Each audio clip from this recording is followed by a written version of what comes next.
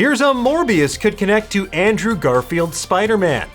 It's official, folks. As of Monday, January 3rd, Morbius has been delayed more times than New Mutants. That's right. Scientists said it couldn't be done. Morbius experts refused to believe it was even possible, and politicians demanded that Morbius be allowed to spread his proverbial wings and glide into movie theaters. But not even renowned blood boy and bat scientist Michael Morbius could stem the tide of Omicron that might keep prospective audience members out of theaters this January. Well, that and the fact that Spider-Man No Way Home is still making so much money at the box office, it's now the 10th highest grossing movie of all time.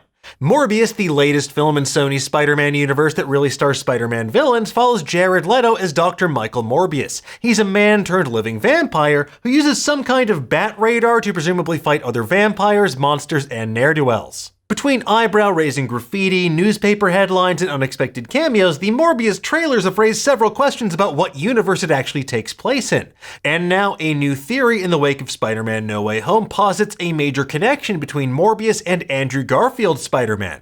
Now we're gonna break it all down for you in just a moment, but to do so we kinda need to spoil elements of Spider-Man No Way Home, and maybe even Morbius if this winds up being true. So if you're worried about that sort of thing, make like Morbius and fly on out of here.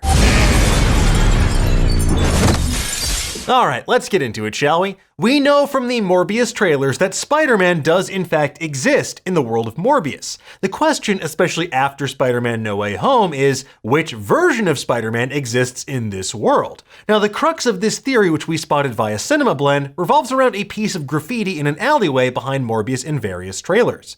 The graffiti in question is an image of Spider-Man swinging into action with the word murderer scrawled across it. And when the trailer first dropped, this particular moment set the internet ablaze with speculation, and for good reason. The obvious inference here would be that murderer refers to Tom Holland's Spider-Man, who was framed for killing Mysterio at the end of Spider-Man Far From Home.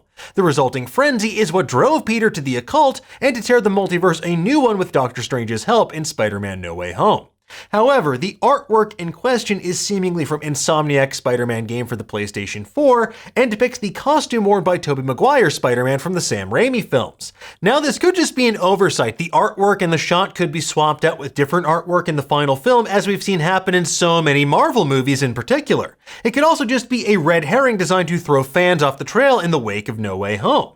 But there are other confusing clues that tie back to multiple cinematic universes. Case in point, one of the detectives in the trailer mentions that thing in San Francisco, referring to Venom and presumably the events of Venom Let There Be Carnage. We see a copy of the Daily Bugle which boasts the Sam Raimi-verse logo, and it hints at the presence of both Black Cat and Rhino. In terms of Black Cat, Felicity Jones played this future master thief in the Amazing Spider-Man films, where she worked as Norman and Harry Osborn's lab assistant. And as for Rhino, well, the less said the better.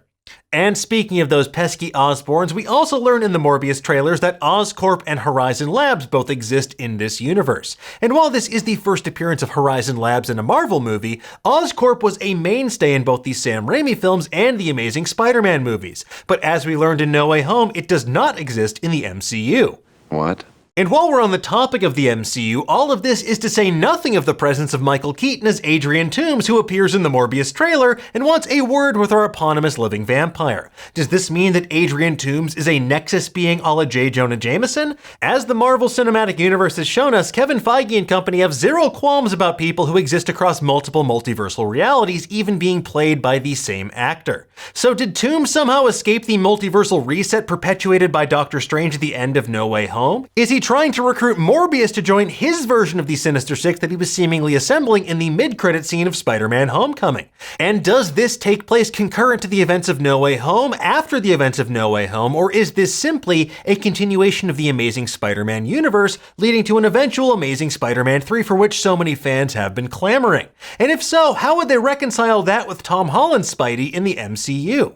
While the Marvel Cinematic Universe is built on the idea of being one massive interconnected story, Marvel Studios is fully embracing the multiverse concept at this moment. Between shows like Loki introducing divergent timelines, Spider-Man No Way Home tearing the multiverse asunder, and Doctor Strange venturing into the heart of the multiverse itself in the forthcoming Multiverse of Madness, there is no reason we couldn't have multiple iterations of Spider-Man existing alongside each other in separate franchises. But let's get back to the Andrew Garfield of it all. Let's return to the word murderer scrawled across the image of Spider-Man. Now that could imply that Morbius exists in the Marvel Cinematic Universe as well, just like Eddie Brock did for a hot second in the mid-credit scene of Spider-Man No Way Home. However, as we learn in No Way Home, after Gwen Stacy's unexpected trip to the chiropractors, Andrew Garfield's Spider-Man stopped pulling his punches. He got rageful and bitter, hinting at a violent streak that he wanted Tom Holland's Peter to avoid. So does that mean that Andrew Garfield's Spider-Man beat Paul Giamatti's Rhino to death in a violent rage? Did he give Green Goblin a pair of web and cement shoes? Did he finally take down his arch-nemesis Aidy Bryant as that Statue of Liberty lady? It's entirely possible. Well, hopefully not that last one, but you catch my drift. Folks, the simplest explanation for all of this is that a version of Spider-Man exists in the Morbius universe, but they're keeping mum about which one until Sony and Marvel come to a decision about how they want to move forward. With Tom Holland going on record about wanting to take a break from acting, and producer Amy Pascal alluding to another trilogy of Tom Holland films, the Spider-Verse is frankly more confusing than ever. As for returns to the Raimiverse or the Amazing Spider-Man universe, according to No Way Home screenwriters Eric Summers and Chris McKenna, it almost happened. Speaking with Variety, they mentioned scrapped post-credit scenes with the other Peter Parkers perhaps taking place in their own universes. And when Nerdist's own Hector Navarro spoke with Kevin Feige and Amy Pascal about Sony's stance on revisiting previous Spider-Man films, Pascal was elusive but didn't close the door to future opportunities. What we're going to do in the future is not something we're going to talk about, but there are possibilities. While both Spider-Man 4 and The Amazing Spider-Man 3 were in development at one point, of those two actually coming to pass, Amazing Spider-Man 3 is a much likelier candidate. With the references to Amazing Spider-Man characters like Black Cat and Rhino, and this new information we have about Andrew Garfield's Spider-Man, it feels like that character would be the best fit tonally for a world that's filled with characters like Venom, Morbius, and Kraven the Hunter, who will soon be portrayed in a solo movie by Aaron Taylor Johnson.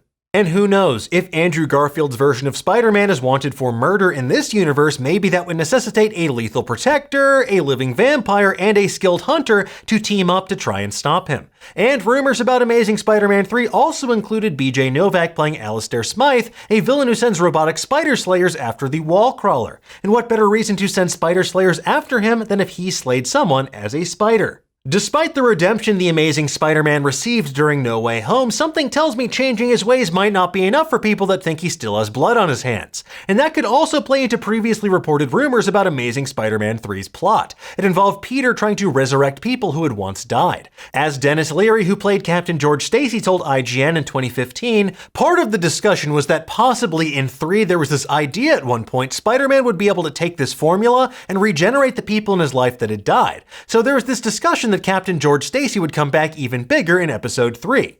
And between Captain Stacy, Gwen Stacy, and Norman Osborn, there are plenty of people that Peter might want to bring back from beyond the pale. Speaking with Den of Geek, Amazing Spider-Man director Mark Webb added, Chris Cooper was going to come back and play the Goblin. We were going to freeze his head and then he was going to be brought back to life. And then there was that character called the Gentleman. We had some notions about how to do it, but I think maybe we were thinking too far ahead when we started building in those things.